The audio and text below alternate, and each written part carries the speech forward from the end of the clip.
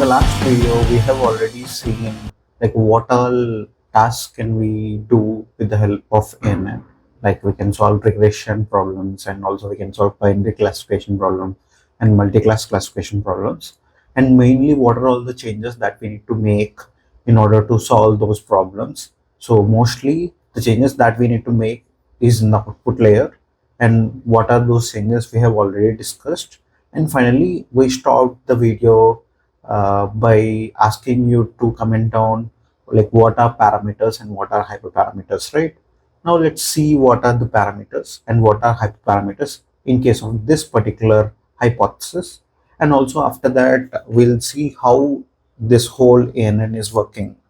Like simply we'll see that. Then you'll get more clarity how this is able to learn the things or learn the tasks that we have. Okay, so basically this is our hypothesis in case of ANN.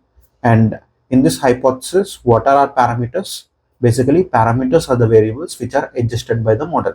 And here like I think you have already seen the perceptron video. It also in perceptron also we have discussed that weights are the parameters, and those will get adjusted by the machine learning model or the deep learning model, right?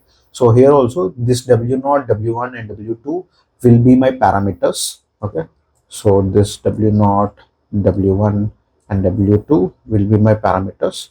And you guys already know how to calculate the number of parameters between each of the two layers that we have already discussed in the last video. These will be my parameters. Initially, this W0, W1 and W2 will be initialized to some random numbers. And as these are initialized to random numbers, what we'll be doing? We'll be doing the forward propagation. Forward propagation means that we'll be passing our input. That is, let's say in this case, it is x1, x2, x3 and x4. As we are passing this input will be passed through the whole network. So here, these weights will be initialized with some random numbers. And with those random numbers, the operations will happen. Like x1 will get multiplied with the weight on this particular connection. Like that, on each of the connections will be having weights, right? So with those corresponding weights, it will get multiplied and all. And here the activation function will get applied. The whole of the thing will happen. And finally, you'll be getting the predicted output over here. So from this portion out of the output layer, you'll be getting the predicted output, right? So the way of passing our input and getting our predicted output, that we call it as forward propagation. Okay, so simply the way of passing input and getting our predicted output is called as forward propagation. And once we do the forward propagation, we'll be having our predicted output. And once we have the predicted output, what we'll be doing? We'll be checking the loss. What is the amount of loss that my model is making? That we can check by checking our data set. And finally, we'll be going on to the optimizer. Okay. So this is the general process that we have discussed in linear and logistic regression as well. Here also the same will happen. As I said, we discussed about parameters just now. That is, weight matrices are my parameters. And what are hyperparameters? Hyperparameters are the variables which are adjusted by us. Means here in this particular ANN structure, what do you guys think that we will be adjusting? Please comment down in the comment section by pausing the video. Okay, so here if we carefully observe, the hidden layers, number of hidden layers is completely adjusted by us. So one is the number of hidden layers, that is one hyperparameter, and the other one is number of neurons in the hidden layers, that is another hyperparameter. And like that, there will be several other hyperparameters also. Like we might be slowly going on to one and one. And also, what is the activation function that you will be using? That is also one hyperparameter. Like that, all these will be our hyperparameters. In future, we'll be seeing even more hyperparameters. Okay, this is about parameters in case of ANN, and these are my hyperparameters. And as I said, hyperparameters are adjusted by us, whereas parameters are adjusted by the model. So let's say we are having some simple network where there are two inputs, and there is a hidden layer, and then I'm having another hidden layer, and finally I'm having the output layer through which I'll be getting the predicted output. So this is the general process that we know, right? So let's see how this is happening in this small example, then you'll be getting more clarity. Okay, this is my ANN that I have, and similarly I'll be having a data set. In this data set, let's say I'm having two features, feature 1 and feature 2, and corresponding output will be there, that is 5. So in this particular data set, I'll be having several points like x1, x2, and the corresponding output is, let's say, y1. And similarly here we might have x dash 1, x2 dash, and corresponding output is y2, and then x21, x22, and the corresponding output is y3. Like that we might have several number of inputs. Okay, the notation can be anything, just for your understanding purpose, just think that like we have two inputs and the output is, there is only one output, and let's say we are trying to solve some kind of regression problem or classification, whatever problem it is. Let's say we are for now we are dealing with either regression or binary classification problem. Let's say in any of the machine learning algorithms there are three main steps. One is the hypothesis, and the second one is the loss function, and the third one is optimizer. Hypothesis is like telling the model what it should do. So here we are giving some specific architecture and we are asking the model to just do the forward propagation on this simply. Okay, so that is what we are telling to the model directly by giving some specific architecture. And after that, what we'll be doing, we'll be asking the model to calculate the loss. So once after calculating the loss, like the amount of difference in the actual output and the predicted output will be too high, and based on that optimizer will be adjusting the parameters. So this is the normal process that we have discussed, right? So let's see how this is all happening in case of ANN. So first of all, we'll be sending, let's say, x1 and x2.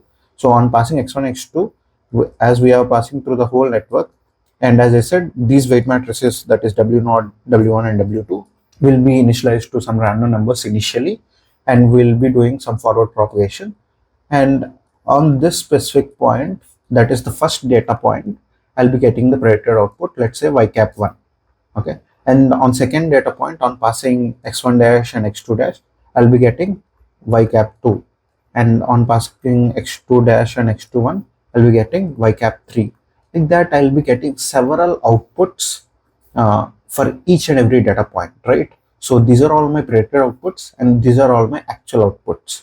So by comparing these two, that means the predicted outputs and the actual outputs, I can calculate the loss. So basically what loss function will be taking? Loss function will be taking the actual output and also it will be taking the predicted outputs. So based on these two, it will be calculating the loss. And as I said, in case of ANN, what kind of problems can we solve? We can solve regression problems, and we can even solve classification problems. And within classification, like we can solve both binary and also we can solve multi-class. If you guys remember, for regression problems, we have used mean squared error. And in case of binary classification, we have used like log loss, or we can call it as binary cross entropy. Okay. So this is the error function that we have used, if you guys carefully remember the logistic regression video. So these are the two loss functions that we'll be using in case of regression and in case of binary classification. And if it is multi-class classification, which is just a modification to this binary cross entropy, so that we call it as categorical cross entropy. So these are the three different loss functions that we'll be using in general. Okay, so there may be so many other loss functions as well, but most of the time, whenever you wanted to solve some regression problem, the loss function that you might be using or you should be using is the mean squared error. And similarly, if you are trying to solve some binary classification problem, then you will be using binary cross entropy. And if you are trying to solve some multi-class classification problem, then you will be using categorical cross entropy. So these loss functions will clearly say that, or clearly signify the amount of loss that you are making from the actual output and the predicted output. Okay, so the model that we have, what is the amount of loss that it is making, it will clearly signify. So once we get to know the loss, then we'll be moving on to the optimizer and we'll try to adjust all the parameters. So here the parameters are the weight matrices, that is W0, W1 and W2, and each weight matrix might be having multiple weights. Okay, W0, you guys know already, W0 will be having, here there are two inputs and four neurons in the hidden layer 1, so it will be 2 into 4 plus 4. So these 4 are the bias terms, whereas these 4 are the weights that I'm having. And similarly in this, as here there are 4 number of neurons, and here also there are 4 number of neurons, it will be 4 into 4 plus 4. This will be the number of weights in W1, and in W2 I'll be having 4 into 1 plus 1. So like this, the number of weights will be having in each of the weight metrics, and all these weights will get adjusted in the optimizer. And we have discussed till now whatever optimizers that we have seen. We have only seen one specific optimizer till this point in time, that is gradient descent, right? So what is the formula for gradient descent? That is theta nu equal to theta old minus alpha times loss with respect to the theta. So this is the formula that we have used till now, and theta means that it is nothing but weights. So instead of thetas, these thetas, will be using each of the weights that we have in weight matrices, and we'll be updating them. But till now, like in case of linear regression or logistic regression, we haven't discussed that we need to update the weights in some specific order, or we need to update the parameters in some specific order. But here we need to follow some clear order in order to update the weights. That order we can call it as backpropagation.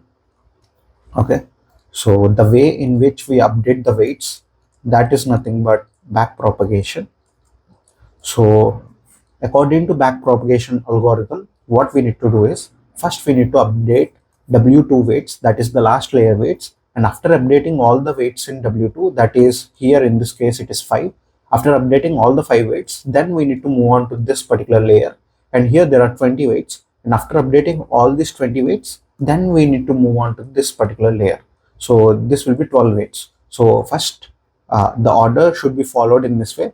After adjusting all these 5 weights, these 5 weights can be adjusted parallelly, or they can follow any order. Okay, not necessarily in some specific order. We can follow any order while executing or while adjusting these 5 weights. But after adjusting all the 5 weights, then only we can adjust these 20 weights. And after adjusting all the weights, 20 weights, then only we can adjust these 12 weights. And these 20 weights can be adjusted parallelly, or we can adjust them in any random order. Okay, so I hope this is clear. So this is called as backpropagation. And there is a problem with this particular GD, and the problem is it will be stuck at local minimas. And I think it will be better if we like take this on the next video. But the points that you need to remember are, basically initially what we'll be doing, we'll be adjusting this W0, W1 and W2 to be some random values.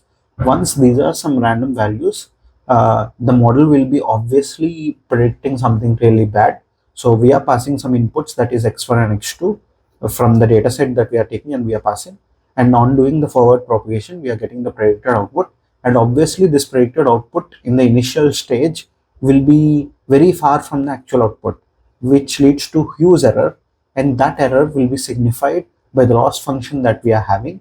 And basically we know that in case of regression problems, mean squared error will work good, whereas in case of binary classification problems, binary cross entropy will work good. And in case of multi-class classification, we haven't discussed about this categorical cross entropy, but it is similar to this binary cross entropy. How the binary cross entropy worked, in the similar manner, categorical cross entropy will also be working. Okay, so in binary cross entropy, there are only 2 classes, whereas in case of categorical cross entropy, as there are multiple classes, it will be working for multiple classes as well. Okay, so like that, based on the problem that we have, we need to even change the loss function. Once we adjust the loss function, this process will be done. Like after getting the actual output, we'll be sending to that corresponding loss function, that is our actual output and the predicted output, and the corresponding loss will be calculated on some number of points that we have. And after calculating the loss, then we'll be adjusting the thetas. And while adjusting thetas, we'll be following some specific order, and that order we will be calling it as backpropagation. Okay, so according to backpropagation, first we'll be adjusting the last layer weights, and after adjusting all the last layer weights, then we'll be moving on to the previous layer weights. So this is the order that we follow in case of backpropagation. So I hope till this point every point is clear, and if you have any doubts you can comment on in the comment section. And thank you everyone, bye bye.